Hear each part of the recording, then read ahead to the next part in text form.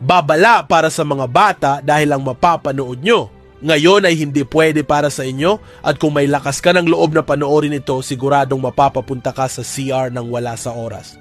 Tara tunghayan natin ang isang isekai story na naging isang pinakamahinang goblin sa ibang mundo at may natatanging kakayahan na lumakas sa tuwing nakakapag-tiktokan sa mga babaeng nilalang, at ang pamagat ng ating kwento ay From Goblin to Goblin God. Samantala, habang iniisip ng flesh-eating griffin kung susundan ba nito ang tunay na katawan ng Yeti, pero sinabi ni Lin na huwag na yun ang gawin at bumalik na lang para pakawalan ng Water Demon Lord. Natawa si Lin habang sinasabing, kung papatayin ng griffin ang kahit sino, lalabag yun sa mga patakaran ng Great Tomb, at ayaw niyang mangyari yun dahil ayos na ang takbo ng mga pangyayari. Gusto rin niyang makita kung ano ang magiging desisyon ng Great Demon Lord. Paglipat ng eksena, makikita na parehong nasa kastilyo ng Demon Lord ang Water Demon Lord at ang Snow Yeti. Ikinukwento nila kung gaano sila kawawa, dahil hindi lang pinatay ng goblin ang kanilang mga tauhan, kundi marami ring babae ang dinakip para gawing mga tagapagdala ng lahi. Yun ang daing ng Water Demon Lord. Dagdag pa ng Yeti na mas malala pa ang sinapit niya dahil tahimik lang siyang namumuhay sa hilagang nyebeng kapatagan. At pagkatapos ay inatake sila, lalo na si Lin, na tuluyan ang nagpahina at tumapo sa Ice Demon, hanggang sa wala nang natira sa dating lakas nito. Nag-umpisa ang dalawang Lord na magsalita ng sabay, humihiling sa Demon Lord na bigyan sila ng hustisya. Maging ang Vampire Lady ay nakisali, sinasabing kahit may lakas si Lin bilang goblin, nakakahiya raw para sa dalawang mataas na pinuno na matalo ng ganoon. Pero agad silang pinutol ng Demon Lord at inutusan ng Vampire Lady na dalhin ang dalawang Lord sa tribo ng Goblin, dahil ayaw na niyang makita pa ang reklamo ng dalawa. Akala naman ng dalawang Demon Lord na pinakinggan na ang kanilang hiling kaya sila nagpasalamat. Paglipat ng eksena, bumalik tayo sa pamilyar na Goblin Tribe. Biglang nagbukas ang isang portal sa harap nila. Ikinagulat ni Lin at Gabo. Alam ni Gabo na ang portal ay galing sa Grand Tomb, at ginawa ito habang wala si Lin, kaya hindi nila mapipigilan. Ngunit sinabi ni Lin na huwag mag-alala, at inutusan ng babae, na nagtatrabaho roon, na ipagpatuloy ang ginagawa niya. Siya raw ang bahala sa lahat. Pagbukas ng teleportation portal, lumabas mula rito ang dalawang Demon Lord at ang Vampire Lady. Nagulat si Lin dahil akala niya ang mismong Demon Lord ang pupunta, ngunit sila lamang ang dumating. Ipinangako ni Lin sa dalawang nilalang na ngayon ay pagbabayaran nila ang ginawa nila, at ipapalasap niya sa kanila ang kaparusahan. Habang iniikot ng Vampire Lady ang paligid, hindi niya nagustuhan ang nakita, isang lugar kung saan pinaparami ang mga nilalang para palakasin ang hukbo ng goblin, kasama na ang paglikha ng napakaraming zombie. Nagsimula niyang latin si Lin, sinasabing hindi nakapagtatakang mabilis itong nakapagpalawak ng puwersa.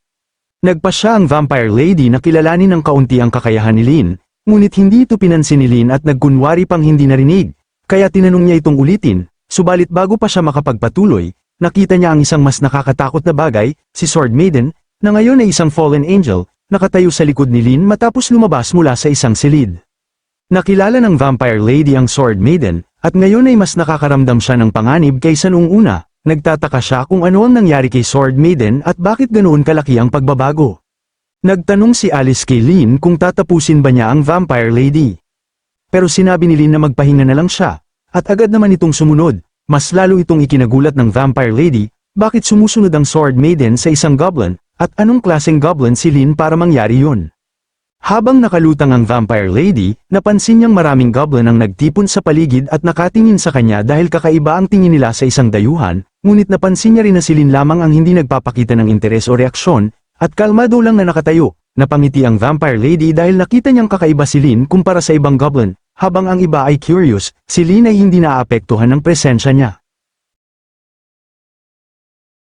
Tinanong ng goblin ang babaeng succubus kung ano ang ginagawa nito roon, at sinabi niyang kung hindi siya magsasabi, wala siyang oras para mag-aksaya sa kanya. Pero gaya ng dati, malambing at mapang-akit ang succubus, sinasabihan si Lin na huwag maging ganoon, at humihingi ng paumanhin dahil mali ang unang tingin niya. Dahil noon, hindi niya alam na ganito ka, hot, si Lin. Sabi niya, maliit lang naman ang problema. Nagtataka ang Snow Yeti Lord at ang Water Demon Lord kung siya nga ba talaga si Rebecca, dahil hindi na malamig ang ugali nito, at sobrang maalaga pa sa isang simpleng goblin. Pero si Lin ay walang pakialam, sinabihan si Rebecca na kahit maliit ang bagay, dapat pa rin niya itong sabihin.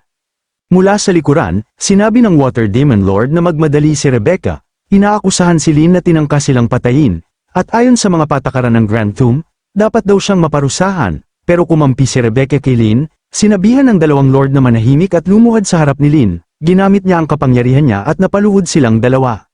Sinabi rin ni Lynn na isa sa mga lord ang nagsabi na plano nilang kainin siya. Nagmungkahi si Rebecca na imbes sila ang kumain kay Lynn, si Lynn na ang magparusa sa kanila, na ang Water Demon Lord ay dapat ilagay sa apoy, at pagkatapos ay ang Snow Yeti Lord ang papakainin nito, na sa tingin niya ay makakalutas ng problema. Napagtanto ni Lynn na mas matindi ang ginagalaw ng succubus kaysa sa kanya, samantalang siya ay puro salita lang. Nagtataka ang dalawang lord kung bakit ganoon ang asal ni Rebecca at bakit pinapanigan niya si Lynn. Tinawag sila ni Rebecca at sinabihang tingnan siya sa mata, dahil sa lakas ng kanyang alindog, na-hypnotize ang dalawang lord at sumunod sa anumang sabihin niya.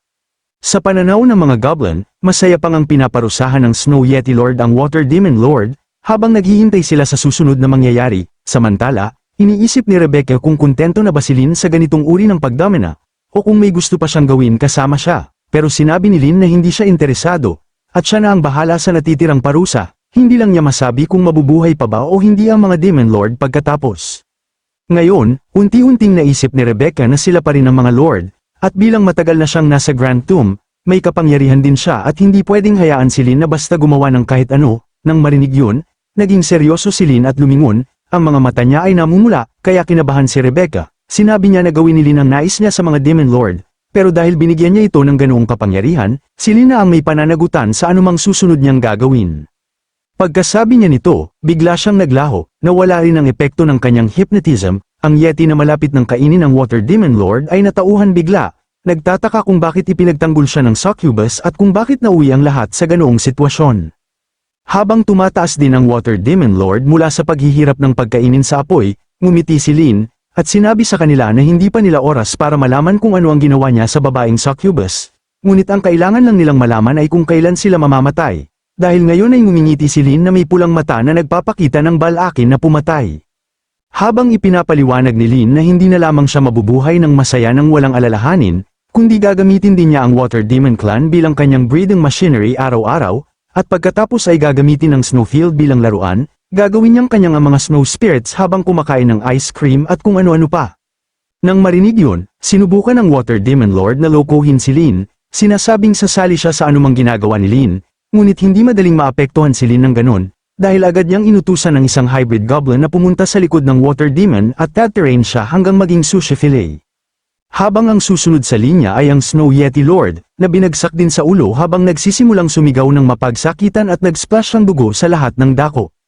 Ngayon na ang parehong Demon Lords at ang Yeti Lord ay nasa lupa na, tinitigan sila ni Lynn ng may galit, habang inutusan niya ang isa sa mga hybrid na pumunta sa Human Empire at mag-ipon ng impormasyon tungkol sa Holy Temple, at kahit gusto ni Lynn na mag-imbestiga sila, sinabi niyang prioridad ang kaligtasan.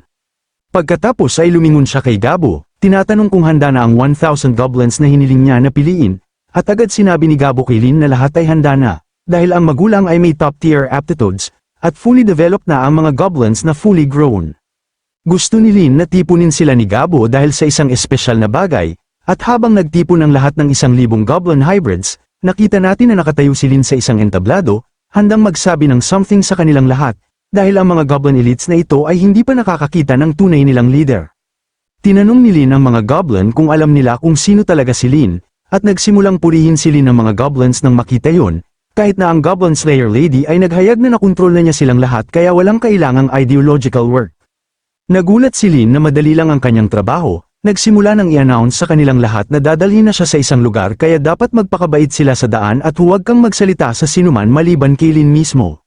Gumana ang hypnosis ng Goblin Slayer Lady kaya sumang-ayon ang lahat ng goblins sa sinabi ni Lynn habang lumilingon siya kay Gabo at sinabing mag-concentrate siya sa pag-train ng mga goblins ng sobrang seryoso habang wala siya, dahil kung sasalakay ang Holy Temple dapat prioridadin nila ang kanilang kaligtasan at tumakas agad. Sinabi rin niya sa Lady na kung may magtanong mula sa Flesh-Eating Griffin Clan tungkol kay Lynn, sabihin niyang nag-scout si Lynn. Habang lalong lumalapit si Lynn kay Gabo, nahihiya siya at sinabing huwag mag-alala si Lynn at nakuha na niya. Alam ni Lynn na kailangan nilang ihanda ang kanilang trump cards laban sa Holy Temple at sa Grand Tomb sa lalong madaling panahon, dahil laging mahalaga ito sa katotohanan kung makakastay ang Goblin Tribe sa Grand Tomb o hindi, dahil ang final battle ay nagsisimulang magkaroon ng foothold, na pinaplano ni Lynn na lumaban ng mga araw at halos dumating na ito.